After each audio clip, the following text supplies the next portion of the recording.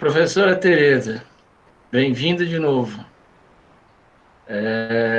Agora, então, eu vou te pedir que se apresente um pouquinho mais. Eles já se conhecem, te conhecem um pouquinho bem, né, das outras falas, mas tá contigo a palavra. Então tá, boa noite a todos, né? Obrigada aí, Alessandro, Fernando, o convite aqui para fazer uma breve fala para vocês. Eu não preparei uma apresentação porque, né, eu falei, Alessandro, o que eu falo melhor é sobre a minha experiência no cargo de pró-reitora de administração. Né? Então, a pró-reitoria de administração aqui na universidade, ela é responsável pela execução orçamentária. Então, quem faz o planejamento é a nossa Proplan, né? Então, que é a Pró-Reitoria de Planejamento, e eu aqui na PROAD, na Pró-Reitoria de Administração, executo. Então, como o tema da aula é exatamente o controle, né, do que foi planejado, que tipos de indicadores que a gente usa, como é que a gente faz esses controles, eu falei, não, aí eu posso falar porque sou eu, efetivamente, que faz o acompanhamento desses indicadores que são, né, determinados lá no nosso PDI, lá no nosso planejamento, pela Proplan. Então, enquanto o Leandro, né, enquanto o Leandro estava fazendo a apresentação dele, e que ele falou, né, nessa questão dos indicadores, me veio muito esse paralelo. Eu falei, mas que tipos de controle a gente faz na universidade? Então, vou dar um exemplo aqui, né, de uma ação que a gente tem. Uma ação é assistência estudantil. A ação da assistência estudantil, ela prevê X alunos assistidos. Tá? Então, eu controlo o quê? Se eu estou com X alunos assistidos. Aquele recurso que eu recebo, eu tenho que assistir X alunos. Agora, eu não controlo se aqueles alunos assistidos, qual é o grau de evasão deles, entendeu? Eu não estou controlando o resultado dessa política. A política não é assistir aluno, a política é permanência do aluno, conclusão do curso, né? Ela tem ela prevê um impacto muito mais amplo do que simplesmente dar bolsa para aluno, e que, no fundo, o que a gente controla é isso, quantos alunos estão recebendo a bolsa, se estão recebendo, né? Aqui a gente tem um grande projeto de bolsa, então a gente tem bolsa de monitoria, a gente tem bolsa de pesquisa, e como que eu controlo? Da mesma forma, quantos alunos foram agraciados com projetos de pesquisa financiados. Agora, eu não controlo se esses projetos que eu estou financiando, quantos desses alunos... Está passando uma ambulância aqui, gente. Quantos desses alunos foram, por exemplo, para o mestrado, seguir uma carreira acadêmica, dado que eu estou dando uma bolsa de pesquisa? Quantos dessas pesquisas geraram algum produto que a sociedade, né, fez, né, teve impacto na sociedade? Esse tipo de resultado, a gente não chegou lá. Quando a gente controla isso, que eu chamo de eficiência do gasto. Se eu previ que eu ia dar bolsa para 50 alunos, eu consegui dar bolsa para 50 alunos, esses 50 alunos completaram o projeto de pesquisa, entregaram o relatório, quantos desses alunos receberam a bolsa e não entregaram o relatório de pesquisa, que é o que tem que ser para concluir? Tá? Então, a gente fica muito nesse primeiro nível de resultados. A gente não avança nesse sentido. Esse programa de apoiar alunos em iniciação científica está gerando o resultado para o qual ele foi pensado? Para que ele foi pensado? Foi pensado para eu formar aluno pesquisador lá na graduação. Então, o aluno tem que receber essa bolsa e ele tem que migrar para pós-graduação. Ele tem que seguir uma carreira acadêmica. Quantos desses alunos seguem? A gente não tem isso como controle da política. Tá? Então, eu vivo sempre falando isso. Por exemplo, a gente agora tem um grande programa de estágio. Nós contratamos estagiários, que os estagiários são nossos alunos. O estagiário para trabalhar na própria universidade. Então, a gente tem estágios, por exemplo, lá no nosso setor de engenharia. A gente dá estágio para vários alunos de engenharia no nosso setor de engenharia. Tá? Não tem um acompanhamento se esse estágio está tendo retorno para a universidade, esse dinheiro que eu estou investindo, e nem se esse estágio está tendo retorno para o aluno. Eu só controlo quantos alunos estão estagiando, quantos entregaram o relatório mensal com as atividades, entendeu? Dá para compreender a diferença? O aluno entregou o relatório, disse que trabalhou tantas horas, então, beleza, está tudo certo, fechamos o projeto. Agora, essas atividades agregaram valor ao curso do aluno? Essas atividades, o aluno, depois que fez esse estágio, teve uma empregabilidade melhor? Entendeu? Ele reduziu a evasão dele pelo fato dele ter estagiado? Isso a gente não acompanha. Então, o nosso processo orçamentário aqui, ele se dá nesse nível. A gente recebe um volume de recursos, a gente divide esse volume de recursos por tipo de contrato que a gente tem, então uma parte vai para limpeza, uma parte vai para segurança, uma parte vai para manutenção predial, uma parte vai para... Mas, assim, aí o que a gente controla? A gente controla que a gente tinha previsão de gastar X com limpeza, se a gente gastou X com limpeza. O meu controle é muito de quanto que eu imaginei gastar e quanto eu gastei. Eu não tenho controle. A limpeza que eu estou oferecendo, ela satisfaz o meu público? Eu estou limpando adequadamente os espaços? Na verdade, se você for fazer pesquisa de satisfação no serviço público, você vai encontrar um monte de gente insatisfeita, né?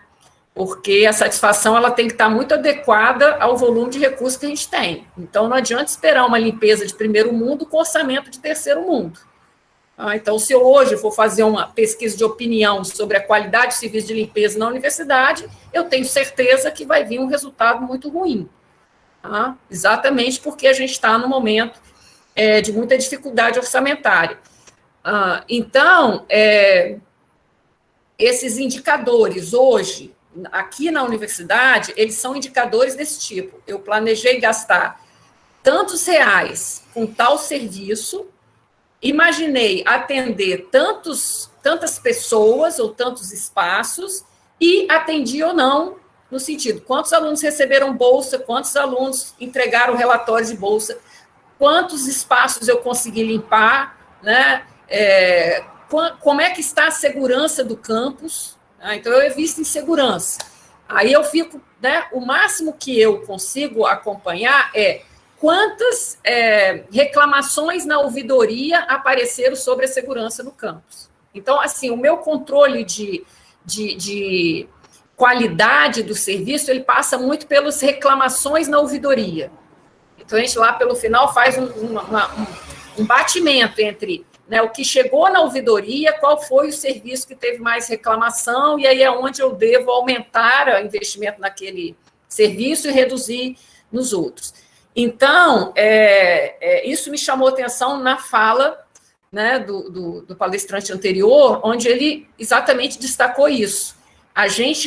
O que a gente está chamando de resultado é um resultado muito incipiente ainda, e que ele não me faz melhorar aquilo que eu estou fazendo.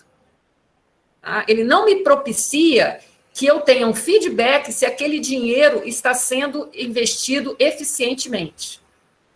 Se aquele dinheiro vale a pena ser investido. Vou dar um exemplo para vocês, né? Eu cheguei na pró-reitoria, a gente tinha um orçamento, logo que eu entrei, vamos botar aqui, 100 milhões. No ano que eu cheguei, esse orçamento caiu de 100 milhões para 70 milhões. Porque com o teto dos gastos, né, não sei se vocês têm acompanhado, o teto dos gastos, o que tem acontecido? No orçamento da universidade, que é o meu universo aqui, a gente tem 3 grandes contas: pessoal, custeio e investimento. O teto dos gastos, ele garante que meu investimento global seja corrigido pela inflação. A minha folha de pagamento é 90% do meu orçamento. E o restante fica com custeio e o capital, que é o investimento. A folha, ela cresce acima da inflação, bem acima da inflação. Então, se a inflação está dando aí, agora ela está dando até maiorzinha, mas teve uma época que ela estava dando 3%, a folha crescia 6% vegetativamente. Então, o que significa? A folha, ela foi engolindo o orçamento de custeio e capital. Então, ela praticamente zerou o orçamento de capital, é mínimo o orçamento que eu tenho de capital, e o de custeio foi sendo achatado ano a ano. Então, o que eu tenho discricionariedade é só o orçamento de custeio e capital, que é 10% todo. Você lembra quando ele falou assim, 90% da despesa é obrigatória, eu não posso fazer nada. O que eu posso fazer é com aquele 10% que é o discricionário. Então, assim, né, o teto dos gastos, ele agravou muito isso. Então, eu tinha, né, um orçamento que veio decrescendo, e hoje já está reduzido, aí passado, acho que eu estou 4 anos na Pró-Reitoria, ele já está reduzido a 60% do que ele era quando eu entrei. O de orçamento de capital, então, a gente só consegue resolver com emenda parlamentar. Tá? Eu vou lá, pego minha bancada, eu só tenho uma universidade no Espírito Santo, a bancada do Espírito Santo investe na universidade, é como a gente tem sobrevivido. Então, orçamento de capital nem é tanto problema, porque a gente tem como, né, complementar com bancada, mas o de custeio, sim. Então, eu cheguei na Pró-Reitoria e tive que fazer muitos cortes orçamentários para a conta caber dentro do orçamento. E aí, esse muito corte, o que a gente resolveu fazer que foi bem sucedido? A gente fez uma distribuição orçamentária por tipo de despesa, e nós colocamos esse dinheiro na mão dos gestores, porque aqui a gente tem unidades acadêmicas. Então, imagina que você tem um município, né, e o município tem ali os bairros, né, eu tenho um bairro X, um bairro Y, então eu peguei meu orçamento e distribuí uma cota para cada bairro, de acordo com indicadores. Então, é número de alunos, número de professores, área construída, tem uma série de indicadores, nós rodamos o modelo e distribuímos isso para os setores. E o que nós falamos para eles? Olha, orçamento é muito difícil de administrar, porque você não pode gastar nem a mais do que tem no orçamento, nem a menos. Porque se você gasta menos, você devolve no ano seguinte, vem menos. Se você gasta mais, você, né, irresponsabilidade, má gestão, né? Você pode ser imputado aí como improbidade administrativa. Você tem que acertar o orçamento. Você tem que gastar exatamente o que está ali no orçamento. Então, o que nós falamos para os gestores? Tudo que vocês economizarem, vocês podem realocar. Então, se você economizar em passagem, em diária, você pode alocar em bolsa para aluno. Se você economizar na limpeza, você pode colocar como mais diária e passagem para o professor participar de evento. Então, o gestor, ele ganhou uma autonomia. E aí, o que a gente viu? A gente viu que material de consumo praticamente despencou o nosso custo em material de consumo. As pessoas gastavam sem necessidade, porque eles não tinham essa noção, assim, dinheiro sem dono, sabe? Não tinha dono. Quando eles começaram, eles são dono do dinheiro, se eu gastar menos papel, se eu gastar menos caneta de escrever no quadro, eu posso pegar esse dinheiro e apoiar um professor, né, que quer fazer uma viagem no congresso. E a gente sabe que essas instâncias na universidade, as gestões, elas são cargos políticos, eles são cargos eleitos. Então, um diretor de unidade aqui na universidade, ele é eleito, né, o diretor de um centro de ensino. Então, essa possibilidade dele apoiar uma viagem de um professor, né? Então, algo que tenha mais impacto, ele gostou. Então, com isso, o que a gente percebeu? A gente percebeu que o gasto é o mesmo, mas ele está mais ajustado à necessidade daquela unidade acadêmica. Então, a gente vê que tem unidade acadêmica que gasta muito apoiando aluno, que a gente chama de ajuda de custo. Eles dão muita ajuda de custo para o aluno, porque, né, são alunos, por exemplo, de cursos da área agrícola, que tem que viajar para ir à aula de campo, então eles dão uma ajuda para aluno. Tem unidades acadêmicas que gastam mais com diário e passagem, que são aquelas que apoiam mais professores com as pesquisas, né, com as atividades de participação em congresso. Então, assim, a gente viu que o tipo de gasto se modificou, apesar do volume ter permanecido o mesmo. Mas a composição do gasto ficou mais eficiente. Então, você quer ver uma despesa que simplesmente caiu drasticamente? Serviços gráficos. Um pouco foi em função da digitalização, mas um pouco foi que eles começaram a ver que estavam gastando muito com impressão de livro, impressão de panfleto, impressão de cartaz, impressão de banner, impressão de tudo quanto é material gráfico, e que aquilo era um volume grande de dinheiro. Então, praticamente, esse custo, para vocês terem uma ideia, quando eu cheguei, a gente gastava em torno aí de uns 100 mil reais na universidade por mês nesse serviço. A gente está gastando 15 mil por ano na universidade. Tudo bem que entrou a digitalização, né? Teve uma grande diferença a digitalização.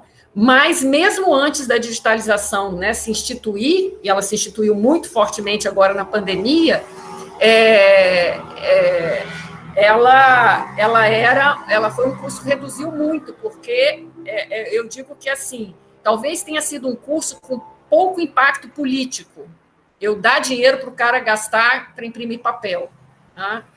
Então, teve muita economia de energia. As pessoas começaram porque eu também comecei a dar cota de energia e mostrar a conta de energia para eles, né, fazendo um rateio por área.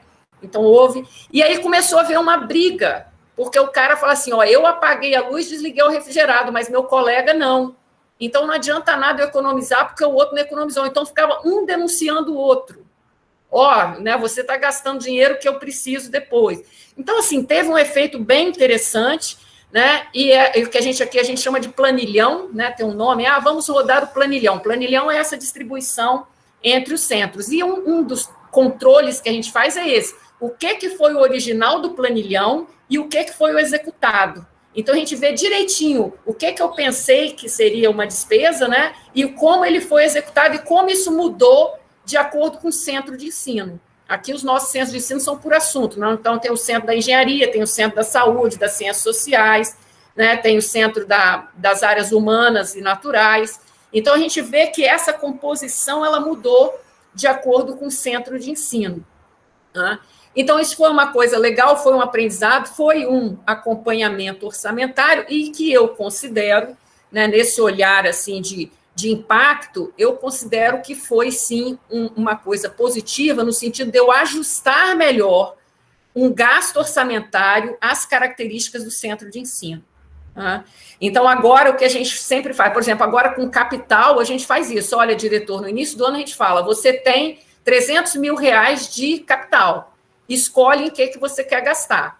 E aí ele fala, ó, esse ano eu quero comprar equipamento para graduação. O outro fala, esse ano eu quero comprar o computador porque está na época da pandemia. Esse ano eu quero gastar fazendo pequenas obras que eu estou precisando. Então, o próprio gestor, ele faz esse planejamento desse recurso e a gente vê que isso está trazendo uma satisfação maior, né, para cada centro, porque as pessoas começam a participar. Da mesma forma que a gente chega e distribui o recurso para a unidade acadêmica, o gestor da unidade acadêmica ele também faz um debate com a sua comunidade, dizendo o que nós vamos privilegiar, esse ano o que nós vamos apoiar. Né? Bom, eu acho que, basicamente, Alessandro, sobre o tema dos indicadores, como a gente acompanha e tal, eu acho que isso seria... Né, o que eu tenho assim para falar, mas eu abro agora se alguém quiser fazer alguma pergunta, né, porque assim, como eu digo, a minha vivência é muito da realidade da universidade. Tudo bem que a universidade é um mundo, né, ela é bem complexa, né, um microcosmos do mundo, mas ela, né, é bem específica também por alguns aspectos.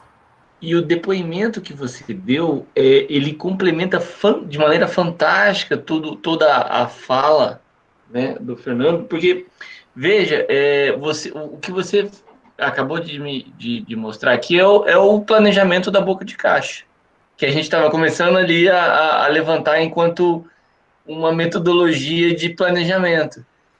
Veja que a primeira pergunta que a gente se faz isso, né? Como planejar, como fazer um planejamento, aquele planejamento programa, né?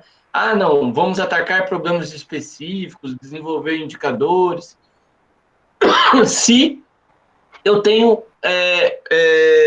90% de despesa obrigatória, o que eu vou planejar em 10% de custeio e investimento? Na verdade, a tua situação você sabe disso, porque você acompanha isso, né, dentro da Andifes também. A tua situação não é nada diferente da situação de todas as outras universidades. E que também não é muito diferente da situação das prefeituras. Eles aqui vão falar a mesma coisa, né? Eu tenho uma discricionariedade no gasto muito pequena, né? E aí, se todos os recursos, ou se a maior parte dos recursos, eles já vêm alocados, né? E a minha discricionariedade é muito pequena, eu estou fazendo o chamado planejamento da boca de caixa, né? E aí a solução dada, né? Ou seja, vamos descentralizar e vamos estabelecer o orçamento participativo como uma metodologia de planejamento, que é o que também o que você me trouxe, né? É o que também se faz aqui no FMS, né? Olha, vamos conversar com os diretores. A gente tem aqui um planilhão que a gente chama aqui de matriz OCC, né? E vamos distribuir. A primeira pergunta também aí, nesse sentido, você disse, parece que o que você faz é um pouco diferente de nós. A gente distribui custeio. A gente não distribui... assim, uma boa parte desse custeio, que são despesas de serviços constantes, né, água, luz, essas coisas, isso aí a gente não distribui, porque isso aí já é direto, né? É isso que se faz aí também, né? Então, vamos lá. Duas coisas que eu queria falar. Orçamento participativo eu quero falar depois. Mas primeiro essa questão. Sim, eu distribuo a energia, a água, porque eu tenho centros, campos descentralizados. Então, eu tenho conta de energia separada. Então, eu tenho um centro, por exemplo, meu centro de saúde, ele é separado. Então, a conta está lá. Se eles economizarem, o dinheiro é deles. Né? Eu falo, você vai gastar 1 milhão com energia. Se você gastar 800 mil, 200 mil é seu. E aí, Alessandro, esse economia de custeio, ele pode trocar para capital. Tá? Eu digo, ó, em agosto eu tenho a janela de trocar o orçamento de custeio para capital. Então, você faz a sua conta, o que você acha que vai economizar, você pode pedir para trocar custeio por capital. E muitos trocam. Tá? Então, ele troca a economia de energia elétrica por computador, ele troca por ar refrigerado, entendeu? Eu permito isso. Além de que o pouquinho do capital que a gente tem, a gente sempre dá um troquinho de capital também para cada unidade administrativa, exatamente planejar isso. Quer comprar mobiliário, né, carteira mesmo, quer comprar equipamento de laboratório. Então, eles têm, não é muito dinheiro, mas eles têm uma verba todo ano. Além deles poderem trocar a economia de custeio para capital. Tá? Além disso também, a gente possibilita. Agora, eu depois queria fazer uma fala sobre orçamento participativo.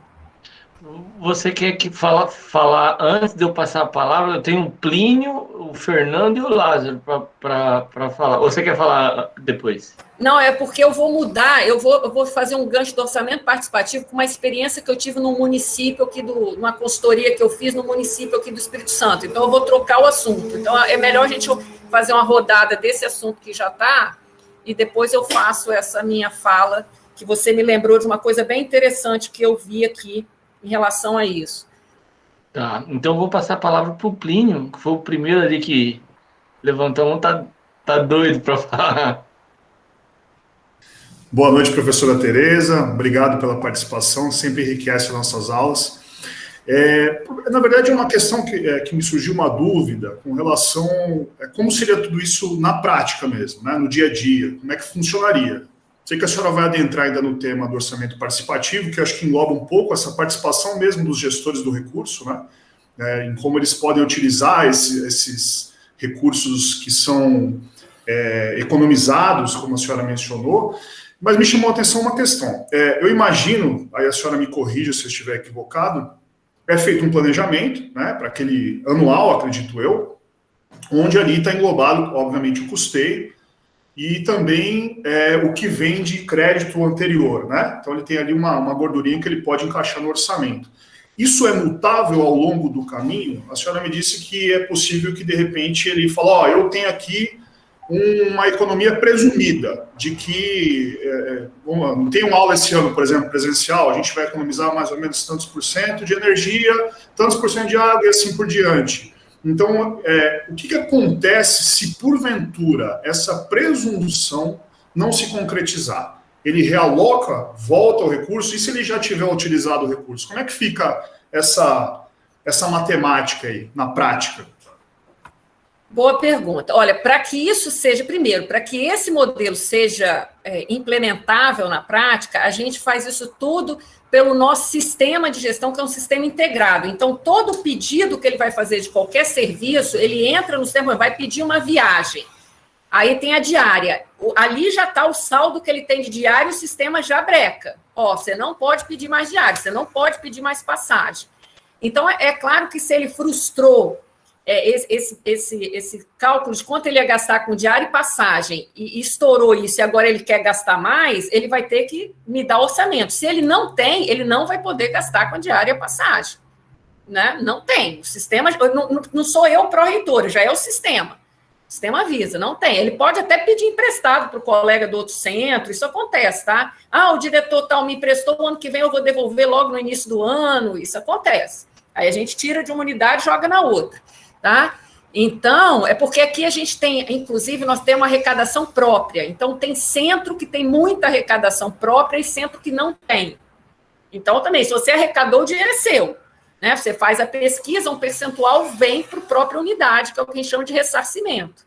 Então, como tem unidades ricas, como a engenharia, o pessoal da área de saúde, eles emprestam para os primos pobres, que geralmente é o pessoal lá das ciências humanas, sociais, tem menos capacidade de arrecadação e eles emprestam, tá?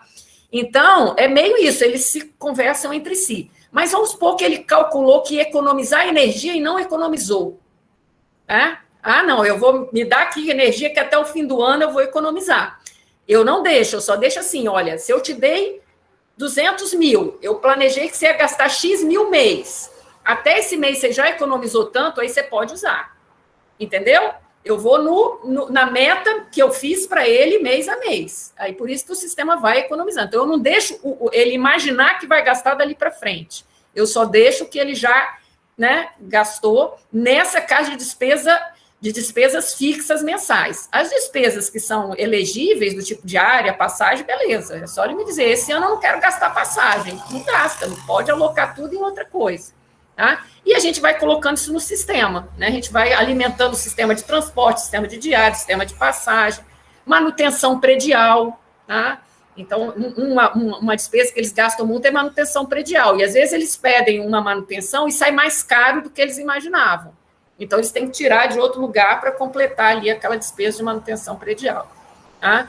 Mas, né, existe aquele caso de chega lá no final do ano, furou mesmo. E a gente sempre tem o que a gente chama de colchão. A gente sempre tem um colchãozinho que fica na reitoria, que é para a gente fechar as contas no fim do ano, né? Só que aí no ano que vem o cara é penalizado, porque ele está me devendo, aí eu vou lá no ano seguinte e falo, ó, você ficou me devendo tanto ano passado. Tá?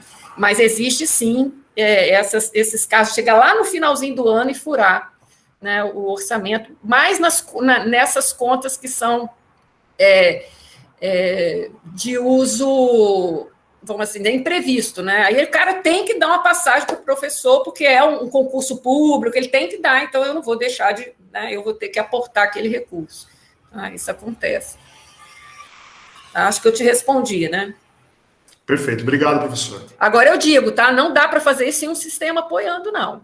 Fazer isso com planilha na mão e o gestor negando, isso não funciona. Tem que ser uma impessoalidade de um sistema mesmo. Maravilha. Professor Fernando, está contigo.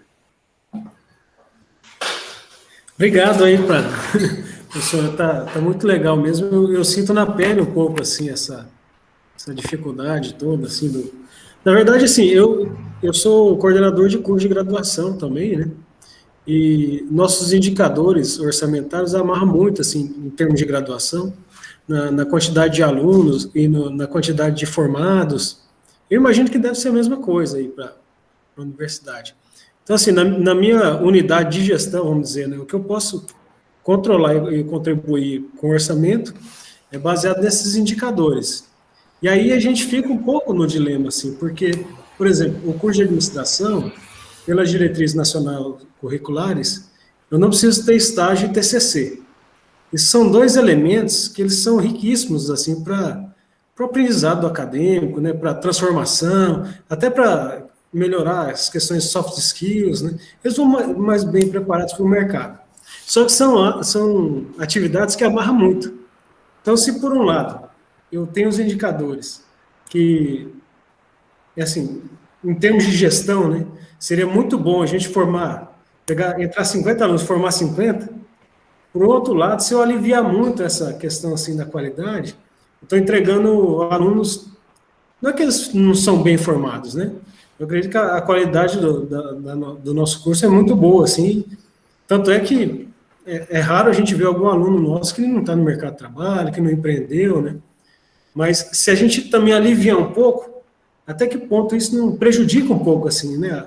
O impacto desse aluno depois na sociedade. Então, a gente fica meio nesse dilema, a gente acaba discutindo muito isso, né, com os professores do curso. Então, é um pouco complicado. Talvez se os indicadores fossem, igual a senhora falou, né, de ser mais amarrado, assim, nos resultados finais, né, o que esses alunos estão fazendo lá no mercado de trabalho, e o nosso orçamento fosse amarrado também nesses outros indicadores, ou pelo menos fosse uma questão mais híbrida, né, talvez... Eu sei que, por um lado, da questão da gestão desse processo orçamentário, vai complicar muito, né? Até para a gente poder avaliar isso, é extremamente difícil, né? A gente tem na universidade a pesquisa com os egressos, e essa pesquisa, assim, ela não é... Nem todos respondem. Então, a gente acaba, né, tendo essa dificuldade para saber o que esses alunos estão fazendo. E aí, então, a primeira parte é esse dilema, né? Entre a gente atender esse indicador extremamente quantitativo, e ele é importante porque a gente precisa ter esse indicador, independente, assim, se ele mede bem o impacto da política pública ou não. E, por outro lado, a gente tem toda essa preocupação com a qualidade, né? A Universidade Pública Federal, a UFMS, por exemplo, aqui em Corumbá, no Mato Grosso do Sul, é uma referência. Então, o nosso aluno, quando sai da universidade, ele é muito procurado. Então, é muito legal esse lado. E aí, eu pensando assim nos impactos, até lembrei agora que a gente reformulou o nosso regulamento de estágio, e a gente não tem o estágio obrigatório, só o estágio não obrigatório. Então, o aluno, agora, a partir do próximo semestre, quando ele faz o relatório de estágio, depois de 6 meses, né, de executar o estágio, primeiro, ele tem que mostrar o que ele planejou para o estágio, junto com o supervisor de estágio e o professor orientador. Aí, depois de terminar os 6 meses, ele vai comparar com o que ele foi feito, né, durante essa... Ele vai comparar o planejado com o executado e informar os produtos que ele desenvolveu. Por exemplo, algum relatório, alguma coisa que ele desenvolveu lá, um novo processo, de repente um novo produto lá para a empresa, né? Enfim, aí nós conseguimos avançar um pouco para poder captar um pouco esses impactos do que o aluno está fazendo, mesmo antes dele sair do curso. Porque a gente sabe que quando ele sai é mais difícil, né, a gente ter esse acompanhamento. Então é uma forma também da gente meio que contrabalancear esses indicadores de qualidade do curso. Mesmo que não impacte no nosso orçamento, mas a gente tem esse acompanhamento também, né, de quanto o curso está impactando. Então, bom, era isso, era mais uma contribuição aí do que a gente tem feito, né, a preocupação. Eu sei que nem todos os cursos olham esses indicadores assim com preocupação para poder tentar atender eles e aí sim contribuir com o orçamento da universidade. A gente entende que tem cursos que têm especificidade tão diferente, né? Alguns formam muito poucos alunos, mas é um pouco das características de alguns tipos de cursos, né? Por exemplo, engenharias, né? Acaba formando mesmo, mas porque são cursos bem mais complicados. Assim, historicamente, né, formam um pouco. Enfim, mas a gente tem avançado bastante aí.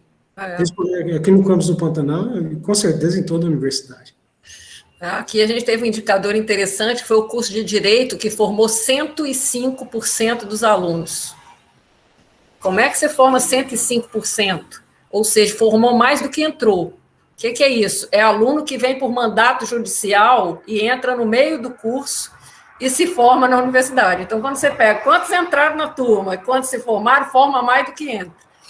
entendeu? É o curso que é excelência, que nesse indicador é o curso de Direito, só acontece no curso de Direito.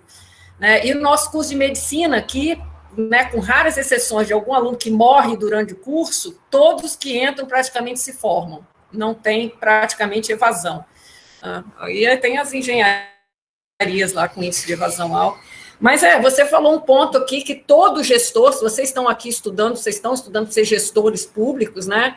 Todo gestor vai se defrontar no seu dia a dia de gestão, que a gente chama trade-offs. Você sempre tem que fazer escolhas. Você nunca vai ficar com o melhor dos mundos. Tá? Tudo que você escolhe tem um lado bom e um lado ruim. Toda gestão, eu tinha um professor que dizia, tudo você representa num quadrado, assim, né? O que você aqui tem de bom, o que você vai ganhar, o que você vai perder, o que você vai ganhar, você tem que ponderar isso aí. Então, é o trade-off entre qualitativo e quantitativo. E aí, o segredo é buscar um equilíbrio, né? O outro ponto é indicador. Ele tem que ser simples, ele tem que ser fácil de mensurar e ele tem que ser fácil de verificar. Todos os indicadores de impacto não são simples, não são fáceis de mensurar e não são fáceis de verificar, tá? De validar, de, né, auditar. Então, por isso que muito pouco a gente faz análise de impacto, né, dessas políticas públicas e tal. Primeiro, que é uma coisa de longo prazo, segundo, que o indicador é difícil de medir, segundo, é difícil de verificar e por aí vai. Tá? Então, é o dilema. Tá? Acho que comentei, ainda tem mais alguém, né? Tem o Lázaro. O Lázaro também pediu a palavra. Do TCU, ele vai querer... Vai se falar agora. Lázaro, com você. Eu estava ouvindo a senhora falar a respeito das despesas vinculadas, né? As discricionárias só estão aumentando. Está com uns 10 anos que eu trabalho. Trabalhei 10 anos na execução. Trabalhei no governo federal 10 anos, com execução orçamentária. E desde aquela época a gente já vinha um aumento progressivo das despesas vinculadas, né? E agora no TCE, desde 2016 também, nos municípios, o que a gente vê, por exemplo, 90%, 80% do orçamento está todo comprometido com as obrigatórias, né? E acaba não sobrando margem nenhuma. Os municípios, por exemplo, quando executa a despesa de capital, praticamente é transferência. Só executa com transferência da União. Raramente, com recurso próprio, faz algum investimento. Muito difícil investimento com recurso próprio. Agora, uma coisa que eu achei que eu fiquei curioso, que a senhora falou, foi a respeito da mudança de categoria econômica. Porque quando eu trabalhava, a gente não poderia mudar. Isso é mandado para o governo federal, é feito lei para mudar isso, né? Junta tudo num blocão. Olha, eu assim, o que acontece é que a gente tem, no nosso orçamento, a gente tem janelas, a gente tem 3 janelas durante o ano em que eu posso mudar de ação, eu posso trocar de uma ação para outra, e eu posso trocar por exemplo, eu posso trocar orçamento de custeio para capital. Sim, então é feito. Tá? Essa dúvida era. Então é feito uma janela aberta pela SOF, então, pelo Ministério do Planejamento. Isso. Eles mandam via legal, então faz via Congresso, então. Quando faz aquele blocão todo lá para mudar. Provavelmente eles fazem uma conta de chegada. Alguém quer trocar de custeio para capital, outro de capital é custeio, né? Só a ela não é permitida via simplesmente sistema, né? Não é permitido via. Não. Ela no orçamento ela vai até modalidade de aplicação, então acaba englobando via legal, né? Então só via legal, só via lei. Via legal, e você faz a solicitação e espera 1 mês para vir a resposta. Porque geralmente quando eu trabalhava no governo federal a gente não tinha, a gente pedia. E então era feito pela setorial, pela programação, pela COF, na verdade, que faz isso. Então eles fazem na unidade, na UO, é feito na unidade orçamentária, que pede direto para o Ministério, na época o Ministério do Planejamento, né? Então é feito via legal, então, uma 2 vezes por ano, então, isso aí. Eu vou contar um segredo para vocês. Como a gente está com muito problema de custeio, e o capital, geralmente, é um planejamento que você leva muito tempo, e você tem até o final do ano para encerrar, né, e empenhar e efetivamente executar obra e equipamento, a gente inicia o ano trocando todo o orçamento de capital para custeio, né? Aí, não chega mais para o final, a gente destroca e bota o custeio para o capital. Tá? Então, a gente pega toda a sobra e joga para capital. Uma coisa de praxe também, essa é que a senhora falou. Eu vi isso muito, a gente sai correndo para não devolver. Não devolver, isso, por isso que a gente... Orçamento, exato. Tipo assim, mesmo que você precisa, por exemplo, de 1.000 resma, eu já comprei 5.000 resma de papel num ano para deixar no estoque. Era um absurdo esse tipo de coisa. A gente não faz isso. Não, eu entendo. Eu entendo, porque acaba diminuindo o próximo ano. Isso aí, e todo mundo faz isso. Isso aí é péssimo planejamento, né? É o tipo de coisa que o planejamento acaba agravando. Não tem planejamento, na verdade. No governo federal ainda tem. O professor Fernando está rindo. Isso aí é praxe mesmo. Eu fazia isso, saía comprando papel doidado. Cheguei a comprar 5.000 resmos de papel, enquanto o meu consumo era 2.000 resmos. Isso é o tipo de coisa que a gente sai empenhando. Mas também o governo, um pouco é culpa do governo também, porque o governo mandava dinheiro para investimento só em outubro, novembro. Ou seja, o que a gente sabia? A gente preparava as licitações de janeiro a setembro, deixava prontas as licitações, deixava prontas as licitações, deixa lá. Depois fazia o contrato, adjudicava, assinava o contrato e executava no final do ano. Tinha que deixar pronto, meio projeto pronto, fazia uns 3, 4 projetos, deixava ali. Chegou o recurso, pegava ali, e aí escreve tudo em resta a pagar, ou seja, não está constando no PPA, porque com certeza é um negócio que o dinheiro apareceu sem estar no PPA, que a despesa de caráter continuado, duração continuada, tinha que estar constando, mas nunca estão essas obras, pequenas obras, né? Nunca estão, mesmo que passe do exercício para o outro. Mas planejamento é uma deficiência não só nível municipal, tinha federal e municipal é pior ainda, porque não tem nada, é zero. Mas é isso aí. A vivência, o pensamento. Eu vi o professor falando, aquele menino falando aqui, agora o outro professor estava falando, o que ele falou é a vivência, não tem planejamento. Então, mas esse exemplo que você deu é um exemplo de planejamento. Então, assim, eu preciso planejar, deixar todas as coisas prontas, porque se vier o dinheiro no fim do ano, eu tenho... Sim. Com relação à obra, sim, eu falo com relação a gastar, tem que gastar para não devolver. É isso que é o negócio aí. Não, mas o que a gente tem feito é deixar registros de preços de TI, tecnologia da informação, prontos. Então, toda a sobra a gente descarrega em tecnologia da informação. Eu fazia muito isso também. Porque é uma coisa que todo mundo está precisando, todo mundo usa, então toda a folguinha a gente descarrega nisso aí. Tá? Obrigado, professor. Bom, eu consigo falar agora sobre uma experiência aqui de planejamento participativo associada a município, que aí acho que tem a ver com o assunto do quem é do Tribunal, né, de Contas. A gente tinha aqui uma fundação de apoio que ela vendia, né, serviços para os municípios. Então, num desses daí, ela foi contratada para desenvolver o planejamento estratégico do município aqui da grande região da Grande Vitória, que chama Serra. É um município até rico, bem populoso. E então, né, me convidaram e eu fiquei com a parte de analisar o planejamento participativo que o prefeito tinha implementado. Ele queria se reeleger, né, então ele estava pedindo um planejamento para os próximos 4 anos dele. E aí eu fui, né, fazer análise do planejamento participativo e foi uma coisa assim, eu aprendi demais da realidade. Então, assim, brevemente resumindo, o que acontecia? O prefeito, ele pegava uma parte do orçamento e alocava, né, para os bairros, para eles definirem que eles queriam gastar aquele dinheiro. Era dinheiro de investimento, não era de custeio, tá? Era uma verba de investimento. E aí os municípios, né, tinha os que a gente chama os representantes lá do bairro, né, se reuniam, no município não, os bairros, os líderes comunitários se reuniam, faziam várias reuniões, tinha todo um planejamento, assim, toda uma metodologia, era acompanhado pelo município, bem interessante mesmo, eles foram um dos primeiros a implantar isso aqui.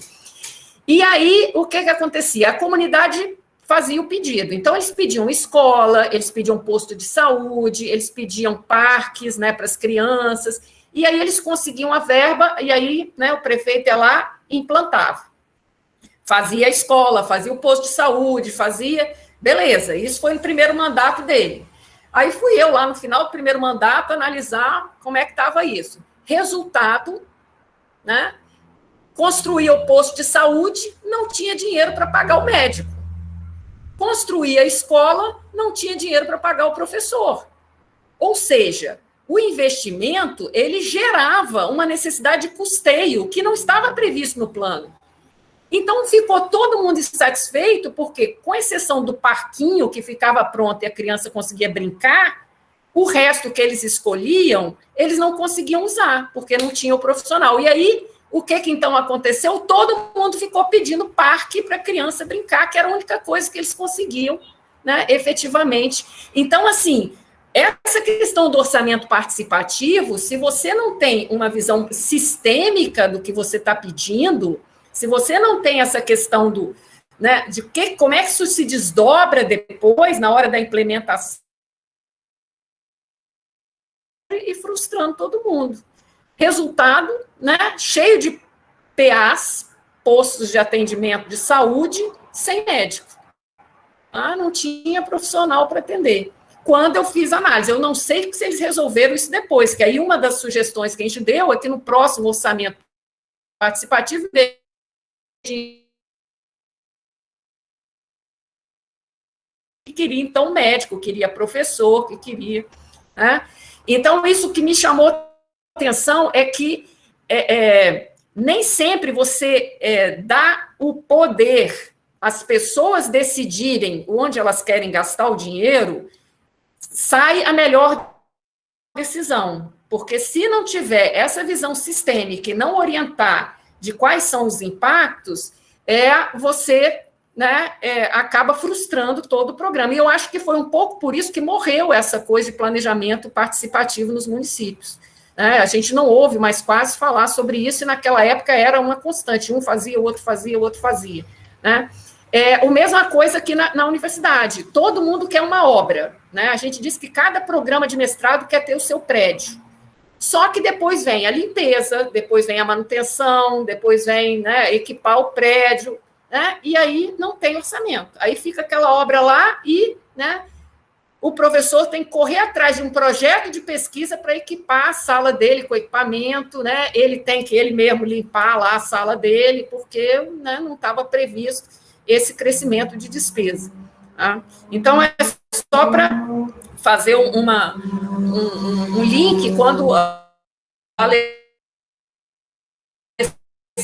falou que a gente está fazendo um orçamento, uma pequena discussão ali que no conselho, né, das unidades de ensino, mas que a gente sempre faz essa alerta, né, do que eles estão escolhendo, se aquilo vai ter uma sustentabilidade ali depois no longo prazo. Maravilha, Tereza. Bom, eram os dois presentes que eu tinha para dar para vocês. A palavra está aberta aqui para, se vocês quiserem fazer mais alguma pergunta, a professora Tereza tá ainda tem um tempinho, né, professora? Sim. Clínia.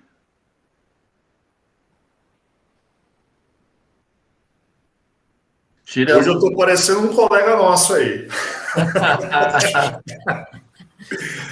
Não, professor, não sei nem se é ético falar sobre isso. Então, se a senhora achar que não é possível falar, tudo bem, eu retiro minha pergunta. Mas é uma questão mais que, desde o início do curso, sobretudo nessa matéria aqui, eu tenho sempre pensado na importância que é o gestor, né?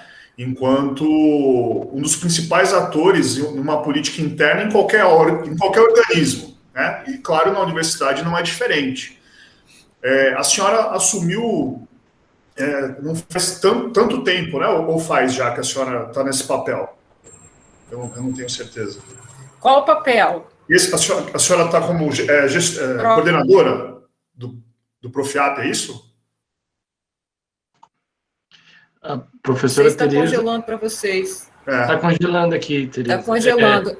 Como pró-reitora, eu estou há 4 anos. Pró-reitora, isso. Há 4 anos. Então, é um tempo curto. Mas é óbvio que a senhora conseguiu identificar, assim que entrou nessa função, o legado que a senhora recebeu, e, a partir disso, a senhora conseguiu, com o tempo, né, identificar o que poderia ser melhorado, obviamente.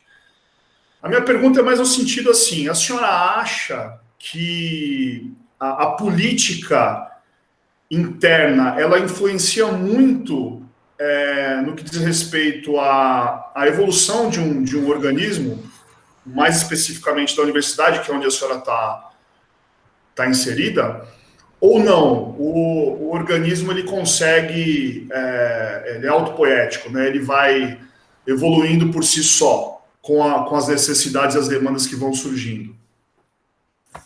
Ótima pergunta, difícil responder. Eu vou tentar, tá? Brevemente, porque esse é um debate para uma disciplina inteira. Mas, assim, brevemente eu entendi a sua pergunta. Brevemente, o que eu poderia te dizer? É o trade-off, tá? Você tem um trade-off entre o gestor estritamente técnico versus o gestor estritamente político. Ganhos e perdas. Se você ser somente técnico, você tem ganhos e perdas. Você ser somente político, você tem ganhos e perdas. Então, o que é o ideal? O equilíbrio. Você tem uma parcela de tecnicidade, uma parcela de política.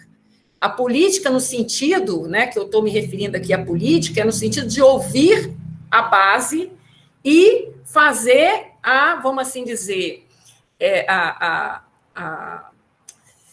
orquestração dos vários interesses, né? Tentar saber dizer não e sim, não dizer só não e não dizer só sim, saber negar e acertar. Como é que você faz isso quando você tem uma justificativa técnica por trás? Então, como eu disse, né, se você tem, né, todo um planejamento que você fez e tem uma lógica por trás, fica mais fácil você falar, eu vou te apoiar, não vou te apoiar, porque você teve aquele planejamento antes. Então, o culpado não é você, vamos assim dizer, né? O ruim não é você, olha, foi lá o planejamento. Mas, por outro lado, você também pode capitalizar para você as coisas boas. Você dizer, não, eu vou te dar mais um recurso, tiro aqui do meu colchão, te dou ali um recurso extra, né? O ano que vem você me entrega e tal, entendeu? Então, eu diria, assim, da minha experiência, que a pessoa que é só política, a gestão perde. Ela perde eficiência, ela perde em, vamos assim dizer, em ser justo, né? Porque é o que a gente chama balcão, né? Se você trabalha muito no balcão, quem fala mais leva mais, quem reclama mais leva mais, nem sempre isso é justo. Por outro lado, você ser só técnico, você, né, acaba desagradando, né, uma parcela ali da pessoa que não entende, né, a sua visão extremamente técnica. Então, é isso. Eu diria que é importante os dois lados. Agora, equilibrar isso, às vezes você equilibra com 2 pessoas, tá? Porque é difícil uma pessoa ter os 2 perfis. Então, você coloca vamos supor, um pró-reitor bem técnico e um pró-reitor bem político. Então, quando é para dizer não, você manda lá o técnico. Quando é para dizer sim, você manda lá o político. Às vezes, você não consegue colocar isso na mesma pessoa. Mas, né, você tem que ter os 2 lados, e de preferência equilibrados. Isso é minha opinião, eu não estou falando aqui teoria, tá? Eu estou dizendo a minha prática como gestora. Não sei se tem uma teoria que fala sobre isso. Tá? Mas, né, a filosofia já dizia, né? O segredo da felicidade está no meio. Né? Nem ser o mais bonito, nem o mais feio, nem mais inteligente, nem mais burro, né? Nem o mais, né, pobre, nem o mais rico. Todos os extremos têm, né, exatamente por ser extremo, tem ali, né, os seus problemas. Então, o ideal é isso, é você buscar aí um equilíbrio. Tá? Não sei se te respondi. Foi uma resposta técnica e política. Obrigado. Obrigado. Eu vou passar a palavra aqui para o Luciano, também, levantou a mãozinha dele lá. Luciano, você tá aí? Opa. Oi, eu tô aqui. Não, eu até levantei a mão, cheguei a quase tirar a mão depois que a professora falou ali. Porque eu acho que o sistema, ele tem que ser adequado realmente, muitas vezes o sistema ele tem que estar adequado à sociedade.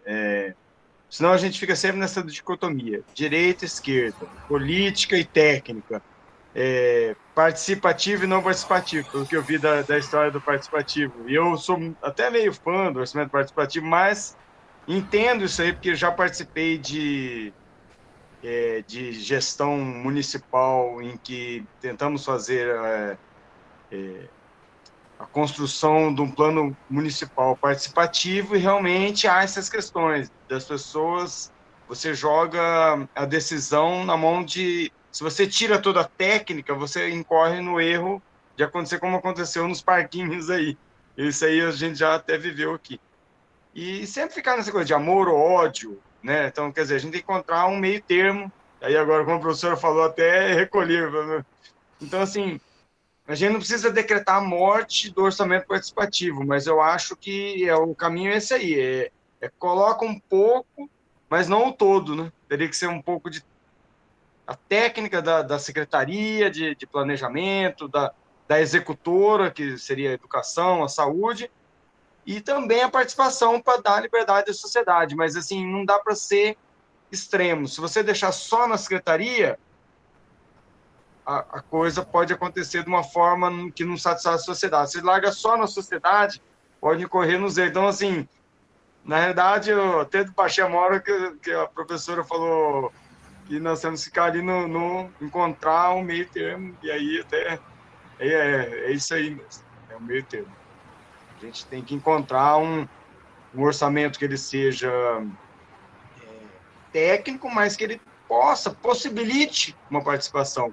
Então, assim, eu pensava muito em defender o orçamento participativo, gosto da ideia, mas já refleti muito a respeito nesse sentido, mas e a sociedade tem a capacidade de decidir sobre esse orçamento se ele for realmente participativo?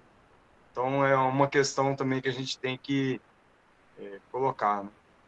Mas é isso aí, só para contribuir. É isso aí, eu sou uma grande defensora do equilíbrio. Tudo para mim que é extremo está disfuncional. Tá? Então, a gente tem que buscar isso. E aí, esse é o papel do gestor, ser um equilibrista, né? Ele identificar que ele está, né, desequilibrado para um lado, puxar para o outro, né? Saber dizer sim, saber dizer não, né? Nem sempre dizer só não, nem sempre dizer só sim. Então, é desafiador. Assim, eu, apesar de ter iniciado minha carreira como engenheira, né, minha formação é engenheiro civil, à medida que eu fui atuando profissionalmente, eu vi, olha, se eu não souber, né, os ensinamentos de gestão, eu não me desenvolvo como profissional. Porque você tem que ter o lado humano em tudo que você faz. E, às vezes, você na engenharia, na engenharia civil era muito número, né? Tudo era cálculo, era número, né, o número fala tudo. E aí eu falei, eu não vou, né? Depois eu migrei para a área de TI também, e aí eu vi, sistema de informação, se você não convence o usuário, né, de que o sistema vai ajudar ele em alguma coisa, ele vai rejeitar o sistema, ele não vai usar. Então, o lado humano de tudo é muito importante, mas também se você fica só no lado humano, você perde a técnica, que também é importante. Então, eu acho que eu sou uma apaixonada pelo curso de gestão, que eu acho que é um curso que te dá essa visão. Ele tem várias disciplinas que vão te puxar para o lado eficiência, objetividade, produção, e tem várias disciplinas que vão te puxar para o lado humano, e você é que vai fazer esse equilíbrio aí. Nem sempre você vai conseguir uma disciplina com esses dois olhares equilibrados. Algumas disciplinas, como essa aqui de orçamento, finanças, ela tende a puxar muito para o lado eficiência, impacto, produtividade, né? Aí vem outras disciplinas que vão te chamar para o debate político, para o debate, né, das questões humanas, direitos humanos, você vai para o outro lado. Aí você, como profissional, vai ter que fazer esse equilíbrio das partes. Mas é muito desafiador e É muito legal. E vocês, então, que já estão trabalhando, que já estão com uma vivência prática, o ganho de aprendizado é muito maior, porque vocês automaticamente levam isso já para a experiência de vocês. O ganho é muito maior do que o aluno que é só teórico, né? O aluno que está ali só pesquisando, só estudando, que não consegue fazer essa ponte entre a teoria e a realidade aqui, o mundo do pé no chão. Né? A professora é apaixonada pela gestão e pelo Profiap em particular, né? É um grande desafio, né, Alessandro? Mas, graças a Deus, eu tenho muitos ajudantes, está aqui o Alessandro que nos ajuda, né, na condução do programa, e tem vários outros, e é uma construção colaborativa bem bacana, é uma experiência muito legal esse de trabalhar em rede, né? Eu não sei se vocês vão ter alguma disciplina, acho que não tem, né, Alessandro, que fala sobre esse formato de rede, é um formato organizacional riquíssimo, assim, tá? Porque você não tem hierarquia, né, muita hierarquia, todo mundo está no mesmo nível, todo mundo, né, colaborando, uma grande troca de conhecimentos, uma grande troca de experiência, um ajuda o outro, então isso é muito prazeroso. Aprendizado constante. Quanto mais numa rede dispersa geograficamente como a nossa, né, você tem todas as culturas nacionais na rede, todas as realidades, você tem gente que está na capital, você tem gente que está no interior, tem gente que está na região sudeste, tem gente que está lá na região norte, é bem bacana. O nosso grande desafio é integrar vocês, alunos, tá? Integrar vocês, alunos, com as várias unidades do Profiap, então pegar uma disciplina dessa e vocês conhecerem os colegas de vocês das outras unidades que estão debatendo o mesmo tema, estudando a mesma... Então, é o nosso desafio, né, Alessandro? O grande, quando a gente fez a avaliação da rede, né, pelos alunos, pelos professores técnicos, o grande, vamos assim dizer, que eu diria, o grande desafio é a integração da rede. Como a gente integrar, né, esses vários vários atores da rede. Agora, graças a Deus, a tecnologia veio para ajudar, né? Você vê que, olha, o Leandro já nos trouxe uma agenda que é transversal, talvez, e que possa, né, esse palestrante possa integrar aí as finanças públicas das várias instituições associadas. Assim como também trouxe uma perspectiva de internacionalização, você viu ali, né? Então, a gente tem bastante recurso, né? Graças a Deus. Recurso humano, recurso técnico que a gente possa trabalhar. O Lázaro, você está com a mão levantada, Lázaro? Queria falar novamente? Eu acho, sobre o orçamento participativo, eu tinha muito pouco conhecimento, inclusive o professor Alessandro, ele deu um texto muito interessante, que eu não acho que foi uma atividade, né? Eu, na época, estudei o orçamento participativo de Belo Horizonte, e eu fiquei muito impressionado com o orçamento participativo. E a senhora falando que teve experiência com orçamento, inclusive com relação aos projetos, a diferença desse projeto que a senhora falou com o de Belo Horizonte é que de Belo Horizonte o pessoal já tinha uns projetos pré-determinados, né? Tipo, dava 5 ou 6 projetos pré-determinados para a comunidade escolher. Dentro dos 5 ou 6 projetos, escolhia um projeto que era para ser executado. No caso que a senhora falou, geralmente foi um pouco falta de planejamento, porque no caso das despesas de caráter continuado, no caso, num posto de saúde, por exemplo, deixa livre para escolher, se dá liberdade para escolher livre, não sabe o que vai vir, né? Então, não tem um planejamento da despesa decorrente da despesa de capital, né? Ou seja, toda despesa de capital, a maioria gera uma despesa de caráter continuado, que é pessoal, limpeza, material, e isso não é possível planejar com antecedência. Então, no caso, por exemplo, se deixar para a comunidade escolher, sem que seja um projeto já, tipo, 5, 6 projetos já pronto, com os custos e com os impactos desses projetos, a tendência é não dar certo mesmo, até seria bem óbvio, não tem como dar certo, né? Nesse sentido, porque tem a despesa decorrente da despesa de capital. Agora, no caso do Belo Horizonte, também não deu certo, mas foi por causa de outros motivos. No caso, foi por causa de... Não foi implementado e não foi dado satisfação. A pesquisa, na verdade, a pesquisa, ela identificou que não deu satisfação por... houve uma perda de confiança entre o cidadão e o poder público, né? Que não teve um retorno. Mas, enfim, há umas diferenças, né? Do que a senhora falou, que, na verdade, construir os postos não tinha previsto despesa de caráter continuado. Era só com relação a isso mesmo. Das diferenças. Eu digo assim, hoje você olhar pelo retrovisor e analisar o que foi feito é fácil. Não, assim, sim. Mas assim, aquela questão, eles estavam construindo uma ideia, sabe? Então, eles estavam construindo, a ideia era super legal, estava todo mundo, né, empolgado. Então, assim, foi um aprendizado. Isso já tem, deve ter mais de 10 anos. Mais de 10 ou 15 anos. Sim, foi o primeiro implantado no estado. Eu estava vendo Belo Horizonte, acho que foi o primeiro de todos, né? Acho que foi o primeiro de todos. Mas esse município então foi no comecinho, então.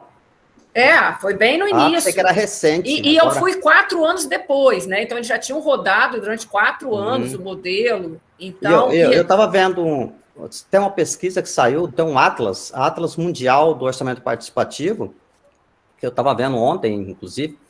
Ele estava falando que no Brasil, pós-2016, houve uma diminuição muito grande dos orçamentos participativos no Brasil. Teve um boom, né? Teve um grande... Muitos municípios implantaram, depois, posteriormente, em 2016, está praticamente acabando os orçamentos participativos. Chegou ao ponto da pesquisa apontar que não é possível saber... Hoje, quantos orçamentos participativos existem no Brasil? Hoje não tem como saber. Esse Atlas não fala que não tem como saber no Brasil quantos tem hoje. Até porque não tem legislação que obriga, né, o orçamento participativo. Eu sempre digo, gente, que criticar é mais fácil do que fazer. Tá? Então, assim, hoje a gente pegar o modelo e ir lá olhar e criticar, maravilha, nós vamos achar um monte de furo, um monte de problema em tudo. Agora, a questão é você ter uma ideia, ir lá, implementar, e não desanimar, porque, gente, todas as ideias têm problemas. Nada vai dar 100% certo. A questão é que o Tribunal de Contas é esse, que é mais critica do que... Não estou falando em geral, todos os tribunais. Eu trabalho nisso, então, eu posso dizer. Enxergar o erro, isso, você tem que enxergar o erro, né? Ir lá e apostar na ideia e implementar. Aí o que acontece é que às vezes muda o gestor, o gestor que entra já não tem, né, vamos assim dizer, a expertise do que saiu, aí tem que começar do zero, aí ele quer desconstruir porque foi o outro que fez, então tem uma série de questões aí envolvidas, né?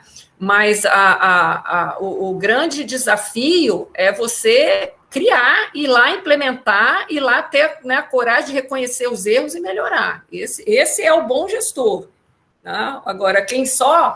Né, olha agora pelo retrovisor, por isso que eu falo, eu gosto mais do programa profissional do que do acadêmico, porque o acadêmico ele fica muito na crítica. Tá? Os programas acadêmicos, de um modo geral, eles são pautados em criticar as coisas, em apontar, né, problemas e para ali. O profissional, não. Além de apontar o problema, você vai ter que apontar uma solução. É interessante. Tá? Você vai ter que falar, beleza, você viu o problema, como é que você conserta? A senhora da área de engenharia mesmo, é bem objetiva. Então, assim, eu me apaixonei pela proposta profissional. Olha pela janela, Tribunal de Contas geralmente olha pela janela. Eu trabalhei na execução há muitos anos, como eu falei para a senhora, mais de 10 anos. Eu senti isso, o que é ser gestor. Eu fui gestor de financeiro já, fui chefe de orçamento e finanças. Então, eu sei muito bem o que é olhar para trás da janela e criticar.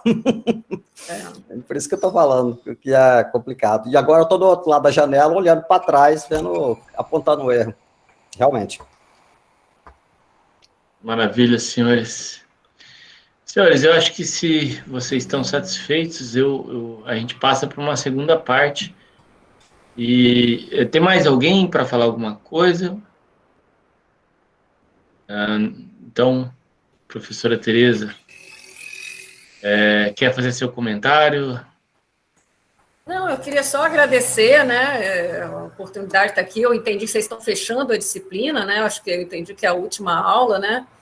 E, então, para mim, é um prazer estar aqui fechando a disciplina com vocês. Adorei, né, esse bate-papo que a gente fez aqui, porque, né, não preparei uma aula, né, foi mesmo um bate-papo, como falar da minha experiência. Né, gostei muito, gostei de conhecer vocês. Né, agradeço mais uma vez aí o Alessandro, o Fernando, né, o convite. Espero, né, encontrar vocês aí em outras oportunidades, quem sabe em algum evento, né, da rede, em que a gente possa integrar os alunos, e aí vocês vão levar a produção de vocês, né, para divulgar para os colegas, os artigos que vocês vão escrever, as reflexões que vocês vão fazer, né? Espero que a gente consiga isso, né, Alessandro? Também espero, professora, também espero esse calor humano aí da gente fazer isso, tentar fazer isso presencial em algum momento daqui para o futuro. É isso. Obrigado. Só obrigado e sucesso para vocês aí na conclusão do curso. Maravilha, eu lhe agradeço bastante. Sempre dizendo sim, né, Tereza? Eu agradeço muito isso. E é essa a tua qualidade de líder que eu mais impressiono. Obrigado. Boa noite, gente. Bom final de aula. Obrigado, professora. Um abraço a todos. Senhores, a gente vai para uma segunda parte da aula agora. Espero que vocês tenham gostado aí das duas. Eles, na verdade, trouxeram duas perspectivas, né? O Leandro do IPEA numa perspectiva muito mais abrangente, né? E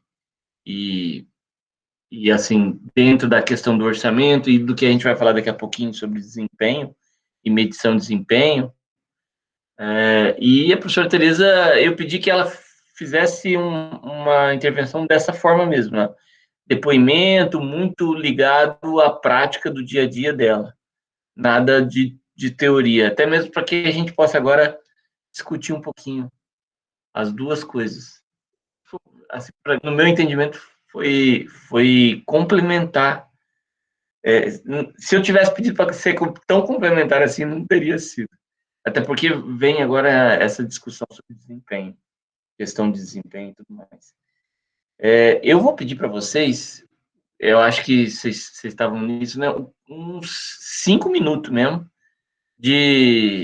eu aprendi agora, na semana passada, na jornada de excelência, coordenando aqui a aplicação do modelo de excelência na FMS, o coordenador da aplicação, né, o consultor que a gente contratou, chamava isso de pausa hidráulica. Então, se vocês toparem, a gente tem uns 5 minutinhos de pausa hidráulica e aí a gente volta. Né? Voltamos já, então, com a apresentação de vocês.